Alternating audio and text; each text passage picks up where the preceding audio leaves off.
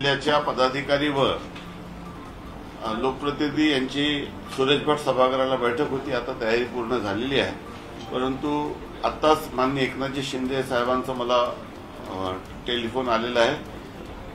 खरं म्हणजे आज मुंबईला मी गेलो नाही, कारण की उद्याच्या कार्यक्रमाच्या तयारीसाठी मी इथं थांबलो होतो, परंतु आता नुकताच त्यांच्याकडून निरोप आलेला आहे की उद्या सर्व मंत्र्यांनी वेगवेगळ्या जिल्ह्यामध्ये जे पाऊस झालेला आहे त्याच्यामुळे जे शेतकऱ्यांचं नुकसान झालेलं आहे, तर सर्व शेतकऱ्यांच्या नुकसानाची पाहणी करावी आणि प्रत्येक मंत्र्यांनी वेगवेगळ्या जिल्ह्यात जाऊन शेती पिकाची पाहणी करावी, अशा पद्धतीचे निर्देश आत्ताच मला 5 मिनिटांपूर्वी प्राप्त झालेले आहेत। त्यामुळे उद्या सुरेश भट येथील सभागृहातील वेळ आता ती कार्यक्रम आता पुढे ढकलण्यात आलेला आहे आणि उद्या मी आणि सर्व मंत्रिमंडळातील मंत्री हे वेगवेगळ्या जिल्ह्यामध्ये संकटात सापडलेल्या शेतकऱ्यांच्या पिकाची पाहणी या ठिकाणी करणार।